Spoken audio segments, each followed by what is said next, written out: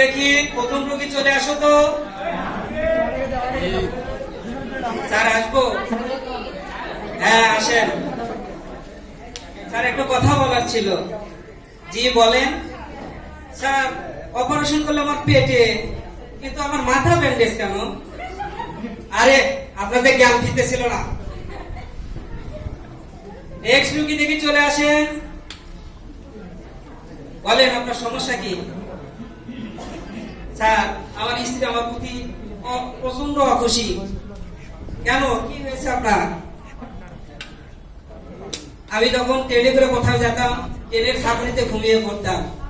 তাতে কি সমস্যা? ঘরেও এখন ওই সমস্যা চলছে। আগে আপনি কোথায় কাজ করতেন? স্যার আগে আমি কলকারখানায় কাজ করতাম। এখন স্যার কল আর কারখানায় কাজ করে না।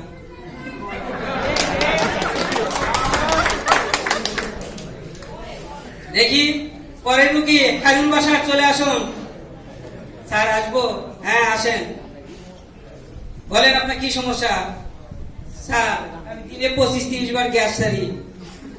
আসেন আসেন, তাড়াতাড়ি আসেন, রান্না রুমে যেতে হবে, 1 কাপ চা বানাবো।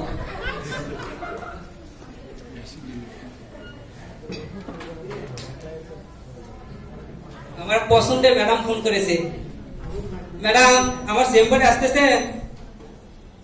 আচ্ছা আচ্ছা আসেন। ম্যাডাম আসার টাইমে যদি সবুজ রঙের টিপটা পরে আসতেন খুব ভালো হতো। এসেছেন? বলেন আপনার কি সমস্যা? ডাক্তার সাহেব গরমে আমার হাত পা জন্ডিসে আমার হাত পা হলুদ হয়ে গেছে। এখন আমি কি করব? ও জন্ডিসে আপনার হাত পা হলুদ হয়ে গেছে? ঠিক আছে, হলুদের সাথে লাল রঙের একটা শাড়ি পরবেন, ম্যাচিং হলে ঠিক ঘুম এসে যাবে। দেখি পরের রোগী চলে আসুন। কি সমস্যা আপনার? ডাক্তার সাহেব আমার প্রসাবে প্রচন্ড জ্বালা পোড়া। এখন আমি কি করব? ও আপনার প্রসাবে টেস্ট করতে হবে। স্যার ডাক্তার সাহেব আমার টেস্ট হয়ে গেছে। রেজাল্ট বলুন। খুবই নন্টা।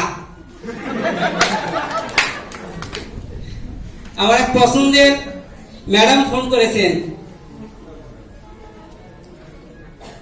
জি ম্যাডাম চলে আসুন ভিতরে। ডাক্তার সাহেব আমার না সিগারেট খাওয়ার প্রচুর নেশা। কি বলেন? প্রচুর নেশা সিগারেট খাওয়াতে? ডাক্তার সাহেব সমস্যা কি? সিগারেটে 1 টান দিলে মনে হয় উপরে হুকটা খুলে ফেলি, 2য় টান দিলে মনে হয় ভিতরটাও খুলে ফেলি। ঠিক আছে আপনি পুরো সিগারেট শেষ করে কথা বলুন। এই হলো আমার কবিতা, এখানে আমি শেষ করতেছি।